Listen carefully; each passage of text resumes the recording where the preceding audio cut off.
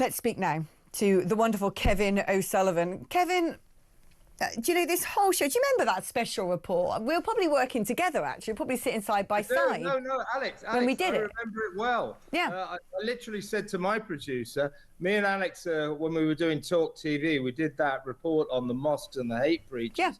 Yeah. But our boss, Ricky Freelove, was way ahead of me and had already got on the case. But as you pointed out, you know, with a dreary inevitability, of course, the police, will investigate. They never, ever did. But what's going on here, Kev, right? What is going on? Because, like, it's so obvious to any human being with even a brain cell that if you're bringing in loads of people from countries where there's lots of Islamic terrorism, and you don't know who they are, you're going to be getting terrorists, right? When you have footage of radical preachers in mosques, and this has been going on a long time in the UK, we've had Abu Hamza, we've had a lot of them, right? This isn't new to British eyes and ears that we have radical Islamist preachers in the country, and not much is being done about it. That we've got these pro-Palestine marches where they're shouting "globalise the intifada," which is a call to arms, and the counter-extremism czar says, well, they could be using that to recruit people. We can see so clearly what is going on in this country. We know they want to kill the Jews. We know they want to kill the Christians. We know, frankly, they want to kill anyone they can get their hands on. We've got people who've worked with the CIA saying that they're planning mass casualty events around whole of the West. Why does this government do nothing? Because they can. Do they want us dead? Are they on the side of the Why are they doing nothing? Well, the government's got big questions to ask. I mean, I don't think anyone is paying enough attention to the main question and it is this. Keir Starmer, why did you recognize Palestine? Yeah.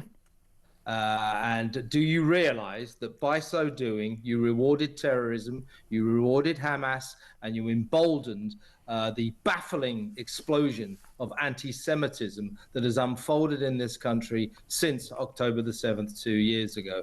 And what do we see? What is going on in this country? So you get the worst massacre of Jews, 1,200 people, women, babies, children, murdered, raped, kids put in ovens on October the 7th, 2 years ago. The worst massacre of Jews since the Holocaust. And what happened in this country? It triggered an explosion of anti-Semitism. What the hell is that all about? And what is happening now? What happened yesterday? We got an atrocity against poor, innocent Jewish people in Manchester. And what happened in this country?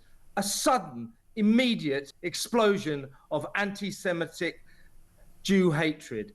Furious demonstrations in London, in Manchester of all places. What the hell is going on in this country? There was someone in the London demonstration around Downing Street and Westminster. We put the film on my show last night. Someone quoted in the papers today called Fiona Smith. My apologies to all other Fiona Smiths. It's quite a common name. She's apparently 42. She was quoted as saying, "I don't give an F about the Jewish community right now." What is wrong with these people? Don't they realize that what they're doing is they're standing around shouting racism? Yeah. They are racists, and they are proud racists. What the hell is going on? People wonder, don't they, how ordinary German citizens were so brainwashed by Hitler in the last century. And then you see these people turning up the pro-Palestine marches who call everyone else the Nazis. And I'm like, you're being brainwashed by Islamists and extreme left-wingers, of course, which the Nazi party were, who want to kill all the Jews. It's happening again, Kev. It's happening again. Well, listen, last night, and I want to preface this. So Lord John Mann is the government's anti-Semitism czar. And he is a good man. I remember, he's a Labour man, and I remember when Jeremy Corbyn was presiding over the blatantly anti-Semitic Labour Party. He stood up against him, and he once had a furious row with him on the TV. So I do believe John Mann is a good man. But he is a Labour politician. I asked him last night in a live interview, I said, do you think that Keir Starmer was right to recognize Palestine. I asked him time and time again. He obfuscated. He said, I don't think that question is relevant right now. He would not answer. And that is the anti-Semitism spokesman for the government. Now, if Labour are not going to confront this, why did you recognize Palestine? And do you realize you rewarded terrorism? Hamas, immediately that Keir Starmer, that arrant fool, recognized Palestine, said, great, thrilling, this is thrilling, we have now won.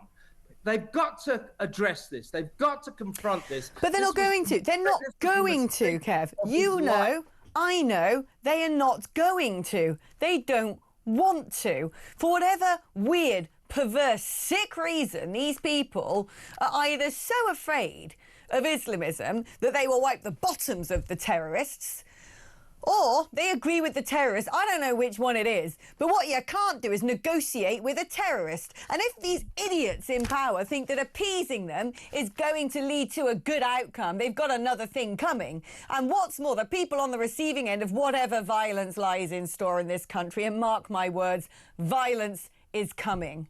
Of course it's coming.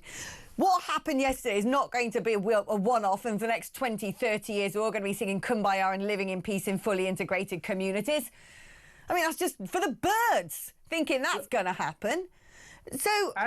Look, Alex, as the Campaign Against Anti-Semitism Chief Executive Gideon Falter said last night, we don't want any more of these platitudes. Our thoughts and prayers are with the families of the victims. There is no place for anti-Semitism in Britain. What have Keir Starmer and Sadiq Khan been saying ever since yesterday's atrocity? There's no place for anti-Semitism in Britain.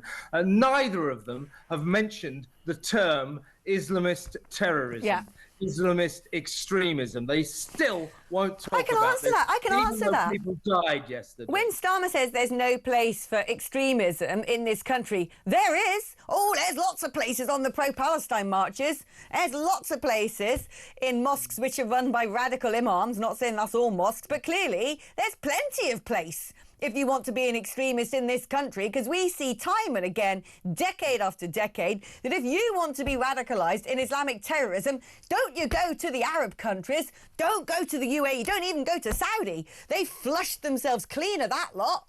Even those countries, even the Gulf are saying if you want to go and become radicalised to become a terrorist, best place for you is probably Britain.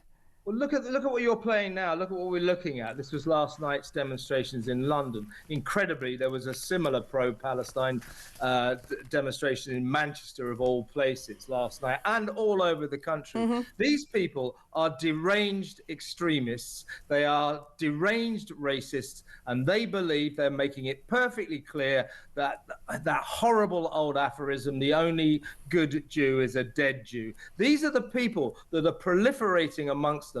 They'll do it again this weekend. Now, I am actually, despite all of this, against banning demonstrations. But what I am calling for is the police start to police these demonstrations properly. And the moment they hear someone shout jihad or from the river to the sea, they are under arrest. If they start arresting people, these demonstrations will end. Yeah, well, you would hope, because these aren't just demonstrations. These are recruitment exercises. Yeah, support. They're recruitment exercises. If you want to know how people are being radicalised, have a look at that lot, because that's what they're there for. That was the design. That's what this is supposed to be all about. So I'm all for blimmin' banning them at this stage, because you can't just go, well, I like a bit of freedom of speech. This is what they're using to radicalise people. I mean, I do understand your point. There's just something inside me. You know me. I'm a libertarian, and I just don't like the idea of banning protests. But I do. I said last night, Isabel Oakeshott said the same to me as you.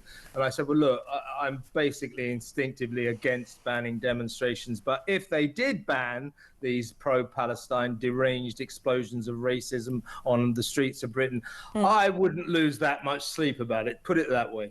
Kev, listen, I've got to come off air in 40 minutes, and you've got the rest of the day to plan your show. I can ask you to do one thing. It's the Green Party conference, right, at the moment. Their deputy leader, Mothin Ali, you want to have a look at some of the stuff he said. It is absolutely crazy. It is crazy. This man should probably be having his collar felt by the police, but he's going to take to the stage with a microphone and say solidarity with the Jewish community and all of that. This is the guy who put a Facebook profile up with him and Bob Villan. This is a guy who basically called the October the 7th attacks, you know, European settler extremists, celebrated it. This is a guy who called the rabbi of Leeds an animal, forced the family of that rabbi into hiding. And he's the deputy leader of the Green Party, and it's their conference going on right now. If you can pick up on that one and have some eyes onto that geezer, I think the country needs to know, because he's getting away with it. I'll definitely have a look at this, Alex, but I'm going to leave you with one thought. Soon after the atrocity yesterday morning, I think we're all stunned that the BBC's initial theory that this terrorism was probably the work of far-right extremists turned out to be wide of the mark. I think we're all surprised by that. The BBC, as the Campaign for Anti-Semitism pointed out in their excoriating statement last night, is at the heart of the problem. They still won't call Hamas terrorists. Shame on the BBC. It's a disgrace. They are a national scandal. I couldn't agree more. I don't know what's going on. So many people in positions of authority are just deluded. Not us, though. Everyone should stay tuned to Talk, because we're the only people who seem to actually have our finger on the pulse. The brilliant Kevin O'Sullivan, ladies and gentlemen.